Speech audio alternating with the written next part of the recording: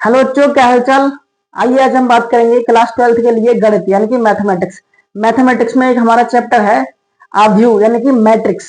Matrix में बहुत ही important topic है जिसके बारे में हम आज बात करने जा रहे हैं। उस टॉपिक का नाम है आव्यूह के प्रकार, टाइप्स ऑफ मैट्रिसेस, यानी कि कितने प्रकार के हमारे आव्यूह होते हैं। उसमें जो हमारा सबसे पहला टॉपिक है वो है स्तंभ आव्यूह यानी कि कॉलम मैट्रिक्स। तो स्तंभ आव्यूह होता है, कॉलम मैट्रिक्स होता है, क्या होता है आइए उसके बारे में हम जानते हैं। तो एक आव्यूह क्या स्तंभ आव्यूह कहलाता है। एक आव्यूह स्तंभ आव्यूह कब कहलाता है? यदि उसमें केवल एक स्तंभ होता है। क्या क्या होता है? उसमें केवल एक स्तंभ होता है, एक कॉलम होता है।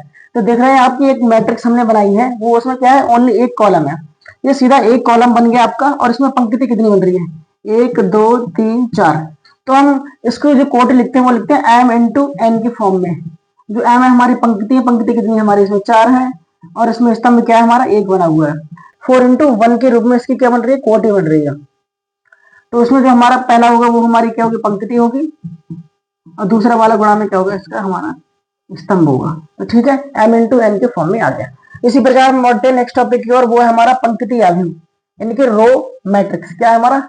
Row matrix. ओके, एक आव्यूह जो आव्यूह होता है वो मैट्रिक्स बनाते हैं, वो पंक्ति आव्यूह कहलाता है। कब कहलाता है? यदि उसमें केवल एक पंक्ति होती है। इसमें कॉलम आव्यूह में क्या होता है, यानी कि स्तंभ आव्यूह में हमारे क्या होता है? एक स्तंभ होता है। ऐसे पंक्ति आव्यूह में क्या होता है? एक पंक्ति होती है। तो वो कैसी होती है? ऐसे हमने एक पंक्ति के रूप में बना दिया, क्योंकि जो मैट्रिक्स हमने ए माना था, सेम टू सेम एग्जांपल ले लिया इस मैट्रिक्स का। इसे भी हम ए के रूप में मान लेते हैं। इधर हमने कॉलम बना दिए, हमने क्या बना दी? पंक्ति, पंक्ति के रूप में। तो हम देख पा रहे होंगे यहाँ पे केवल एक ही पंक्ति है। कॉलम कितने? 1 2 3 4, 4 कॉलम है। तो पहली पंक्ति एक आ गया, 4 कॉलम आ गए। 1 इंटू 4 का इसका क्या होगा? ऑर्डर होगा, यानी कि इसकी कोटि 1 गुणा 4 होगी। तो हम बढ़ते हैं नेक्स्ट टॉपिक की ओर, देखते हैं वो क्या है हमारा टॉपिक। तो बच्चों हम बढ़ते हैं नेक्स्ट टॉपिक की ओर, वो हमारा टॉपिक है वर्ग आव्यूह यानी कि स्क्वायर मैट्रिक्स। स्क्वायर मैट्रिक्स किसे कहते हैं? एक आव्यूह जिसमें पंक्तियों की संख्या स्तंभों की संख्या के समान होती है। यानी इसमें जो पंक्तियों की संख्या होगी वो हमारे स्तंभों की संख्या के समान होगी। पंक्ति यानी कि हमारी m होती है, स्तंभ हमारी क्या होती है? n होती है, यानी m equals to n। m और n की संख्या हमारी क्या होगी? इक्वल होगी। वो हमारे क्या होंगे? स्क्वायर मैट्रिक्स कहलाएंगे। जैसे एग्जांपल हमारा दिया गया है, इसमें हमने 3x3 की एक मैट्रिक्स मानी है, यानी कि जो हमारी मैट्रिक्स बनी है 3x3 की वैसे कैसे बनी है? इसमें देखो 1 2 3, 3 तो हमारी पंक्तियां हो गई, और 1 2 3 ये 3 हमारे क्या हो गए? स्तंभ हो गए। यानी कि 3 हमारी पंक्तियां, 3 हमारे स्तंभ है। तो ये हमारी क्या होगी? 3x3 की कोटि की एक हमारी स्क्वायर मैट्रिक्स हो गई, जिसमें हमारे क्या है? स्तंभ और पंक्तियों की संख्या हमारी क्या है? समान है। तो बढ़ते हैं हम नेक्स्ट टॉपिक की ओर। इसमें हमारा क्या है? वो है हमारा विकर्ण आव्यूह यानी कि diagonal matrix. Diagonal matrix actually क्या होते हैं, इसे हम समझेंगे कि ये डायगोनल मैट्रिक्स है, यानी कि ये विकर्ण आव्यूह है। विकर्ण आप समझते होंगे कि जिसमें क्या होता है? एक बीच का जो विकर्ण बनता है वो क्या होता है हमारा? विकर्ण को छोड़ के बाकी के जो अवयव होते हैं वो हमारे क्या होते हैं? शून्य होते हैं। वो विकर्ण आव्यूह के श्रेणी में आता है। उसकी डेफिनेशन देखेंगे, एक वर्ग आव्यूह यानी कोई वर्ग आव्यूह विकर्ण आव्यूह कहलाता है। कोई वर्ग आव्यूह स्क्वायर मैट्रिक्स विकर्ण आव्यूह कब कहलाएगा? यदि विकर्ण के अतिरिक्त इसके अन्य अवयव शून्य होते हैं। जैसे कि 4 है, इसमें इसके जो विकर्ण है वो 4 ही है इसमें। तो ये हमारी क्या होगी? 1x1 की एक मैट्रिक्स हो गई। इसमें हमारी एक ही पंक्ति है और एक ही इसमें स्तंभ है। ऐसी ही हमारी 2x2 की ये हमारी मैट्रिक्स है बी वाली।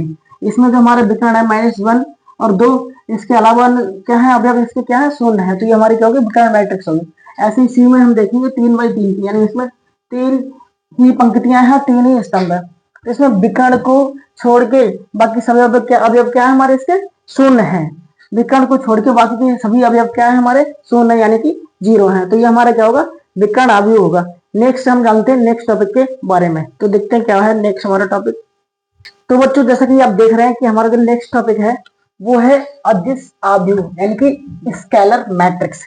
स्केलर मैट्रिक्स यानी कि अदिश आव्यूह हमारा क्या होता है?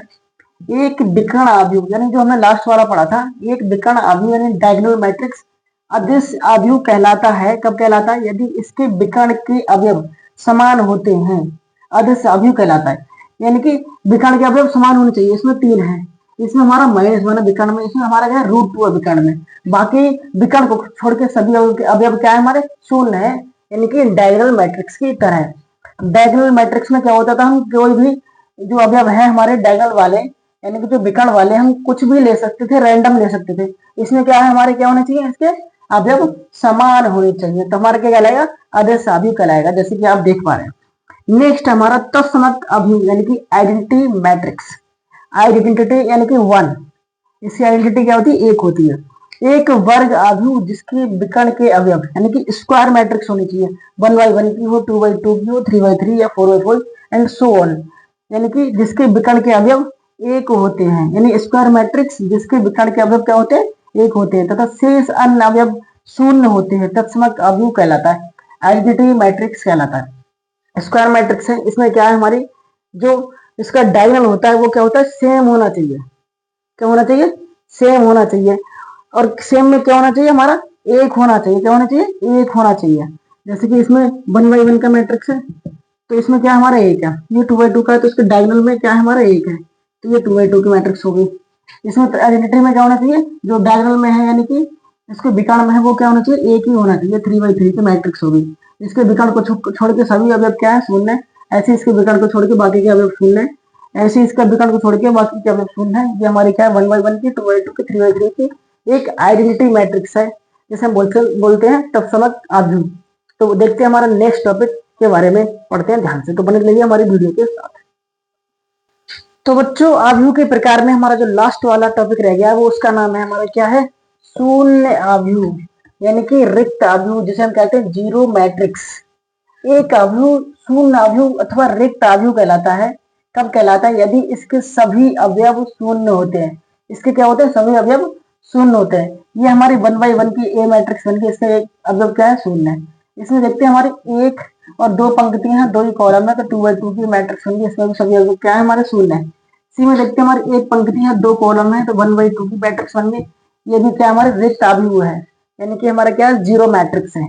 इसमें हम देखेंगे एक दो दो पंक्ति है हमारे, और एक दो तीन कॉलम, यानी 2/3 की कोटि की हमारी ये एक डी अवयव बन गई। इसमें सभी अवयव क्या है, शून्य है, तो ये हमारा क्या है, रिक्त अवयव है, यानी क्या है हमारा जीरो मैट्रिक्स।